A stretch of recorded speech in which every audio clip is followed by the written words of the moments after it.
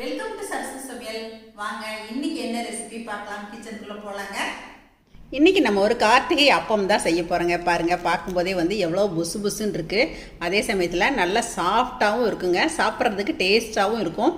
இது நம்ம கோதுமை மாவு வச்சு தான் செய்ய போகிறோம். இதில் சேர்த்துருக்க எல்லா பொருளுமே வந்து நல்ல ஒரு ஹெல்த்தியான இன்க்ரீடியன்ஸ் தான் நம்ம சேர்த்து செய்கிறோங்க. கோதுமை மாவு, வெல்லம், தேங்காய், பால், ஏலக்காய் இதெல்லாம் போட்டு தான் செய்ய போகிறோம். நான் இதுக்கு முன்னாடியே உங்களுக்கு கோதுமை அப்பம் கொடுத்துருக்கேன். இருந்தாலும் வந்து நிறைய பேர் பார்க்காதவங்க இப்போ பார்த்து நீங்கள் கார்த்திகைக்கு செய்வீங்க இல்லையா, அதனால தான் இன்றைக்கி நான் இந்த கார்த்திகை அப்பத்தை எங்கள் பாப்பா ஈவினிங் ஸ்கூல்லேருந்து வரும்போது ஸ்நாக்ஸாக செய்ய போகிறேன். உங்களுக்கு வீடியோவாகவும் கொடுக்குறேன். வாங்க இது எப்படி செய்கிறது பார்க்கலாம். வீடியோக்குள்ளே போகலாங்க. இப்போ நம்ம கோதுமை அப்பத்துக்கு தேவையான பொருட்கள் பார்த்துடலாங்க. 1 கப் கோதுமை மாவு எடுத்துருக்கேன். 2 டேபிள் ஸ்பூன் நம்ம ரவா எடுத்துக்கலாங்க. அதுக்கு கொஞ்சம் ஏலக்காய் தூள் சேர்த்துக்கலாம். பால் ஒரு 100 மில்லி சேர்த்துக்கலாம். 1 கப்புக்கு அரை கப் அளவுக்கு நம்ம வெல்லம் சேர்த்துக்கலாங்க. தேங்காய் துருவல் கொஞ்சமாக சேர்த்துக்கலாம். 2 சிட்டிகை சோடா உப்பு. இவ்வளோதாங்க இதுக்கு தேவையான பொருட்கள். அப்புறம் எண்ணெய் பொரிக்கிறதுக்குங்க. இப்போ நம்ம மிக்ஸ் பண்ண ஆரம்பிச்சிடலாங்க. இப்போ ஒரு பவுல் எடுத்துக்கிட்டேங்க. எடுத்து வச்சுருக்க கோதுமை மாவு இதில் சேர்த்துக்கலாம். 2 டேபிள் ஸ்பூன் ரவா சேர்த்துக்கலாங்க.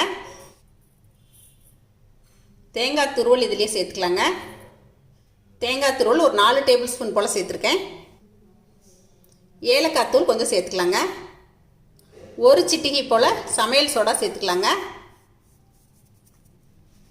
இப்போ நம்ம கோதுமை மாவு எந்த கப்பில் எடுக்கிறோமோ அதுலேயே அரை கப் அளவுக்கு நம்ம வெல்லம் எடுத்துக்கலாங்க. இப்போ இதை ஒரு பாத்திரத்தில் சேர்த்துடலாங்க. இப்போ இதே கப்பில் அரை கப் தண்ணி எடுத்து இந்த வெல்லத்தில் சேர்த்து இப்போ இந்த வெல்லத்தை கரைச்சி வடிகட்டிட்டு வந்துடலாங்க. இப்போ வெல்லத்தில் தண்ணி சேர்த்து நல்லா கொதிக்க வச்சுட்டு வந்துட்டேங்க. பாகுபதம்லாம் தேவையில்லை, வெல்லம் கரைஞ்சா போதுமானது. இப்போ இந்த கோதுமை கலவையில் ஊற்றிடலாங்க.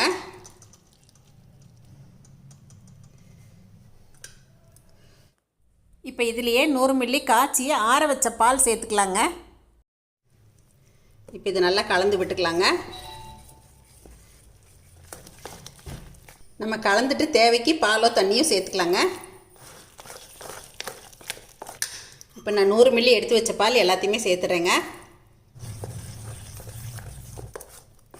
இப்போ நம்ம ரவை சேர்த்து கரைச்சிருக்கிறதால இன்னும் கொஞ்சம் நேரம் ஆகும்போது இன்னும் கொஞ்சம் நல்லா இருக்குங்க.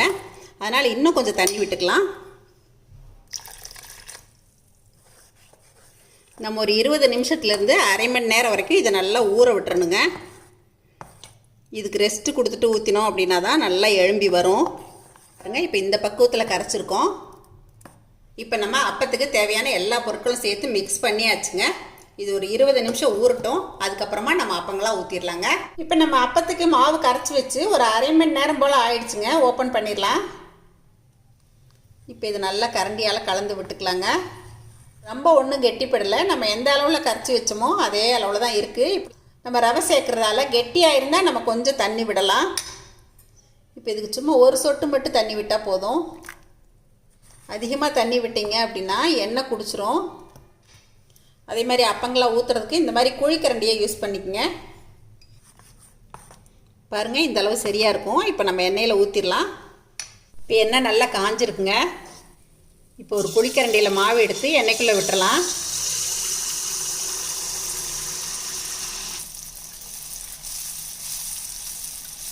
இப்போ பெரட்டி விட்டுக்கலாங்க.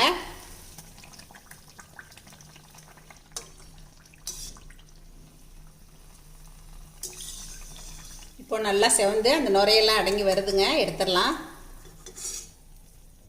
இப்போ நான் அடுத்த அப்பத்தையும் அதே மாதிரி ஊற்றிடுறேங்க. பாருங்கள், நல்லா புசு புசுன்னு எழும்பி வரும். இப்படி எண்ணெயை கொஞ்சம் மேலே மேலே ஊற்றி விட்டுட்டே இருங்க. மிதமான தீயிலே வச்சுக்கோங்க. அடுப்பை ரொம்ப ஹை ஃப்ளேமில் வைக்காதீங்க. கொஞ்சம் பொறுமையாக வேக விட்டீங்க அப்படின்னா தான் உள்ளே நல்ல மாவு வெந்து வருங்க. இப்போ அப்பம் நல்லா வெந்துருச்சுங்க. எடுத்துடலாம். இப்போ நம்ம அடுத்தடுத்த அப்பங்களையும் இதே மாதிரி பொறுமையாக ஊற்றி வேக வச்சு எடுத்துகிட்டு வந்துடுறேங்க. நம்ம கரைச்சி வச்சு ஊறுறதுக்கான டைம் மட்டும்தான். மற்றபடி கரைக்கிறதெல்லாம் பார்த்தீங்களா, ரொம்ப ஈஸியாக கரைச்சிடலாம் மாவு. நல்லா சுட சுட நல்லா சத்தான சுவையான கார்த்திகை அப்பங்கள் இப்போ ரெடி ஆகிடுச்சுங்க. இப்போ நான் ஒன்று பிச்சு காட்டுறேன் பாருங்கள். உள்ளே பாருங்கள், சூப்பராக வெந்து வந்திருக்கு. அந்த ஒரு சிட்டிகை வந்து நீங்கள் சோடா உப்பு போட்டிங்கன்னா தான் இந்தளவுக்கு புசு புசுன்னு எழும்பி வருங்க. இதை உங்களுக்கு நான் டேஸ்ட் பண்ணியும் காட்டுறேங்க. அந்த வெல்லம் ஏலக்காய் மணத்தோட சூப்பராக இருக்குங்க கார்த்திகை அப்பம். என்னங்க இன்றைக்கி நான் செஞ்ச இந்த சுவையான ஹெல்த்தியான கார்த்திகை அப்பம் உங்கள் எல்லாருக்கும் ரொம்ப பிடிச்சிருக்குன்னு நினைக்கிறேங்க. கண்டிப்பாக நீங்களும் உங்கள் வீட்டு குட்டீஸ்க்கு எல்லாருக்கும் செஞ்சு கொடுங்க. கார்த்திகை மட்டும் இல்லைங்க, மற்ற நாட்கள்லேயும் வந்து குழந்தைங்களுக்கு நம்ம இந்த மாதிரியெல்லாம் ஸ்நாக்ஸ் செஞ்சு கொடுக்கலாம். எப்பயும் போல் உங்களோட ஃபீட்பேக் சொல்லுங்கள், ஷேர் பண்ணுங்கள், பிடிச்சிருந்தா லைக் பண்ணி சப்ஸ்கிரைப் பண்ணிக்கோங்க. தேங்க்யூ. சரசு சமையல் பாருங்கள், சமையல் நல்லா பண்ணுங்கள். சரசஸ் ஃபுட் ப்ராடக்ட்ஸ் பொடிவைகள் தேவைப்படுறவங்க இங்கே கொடுத்துருக்க வாட்ஸ்அப் நம்பரில் காலை 10 மணி முதல் இரவு 7 மணி வரைக்கும் எங்களை காண்டாக்ட் பண்ணி வாங்கிக்கலாங்க. தேங்க்யூ.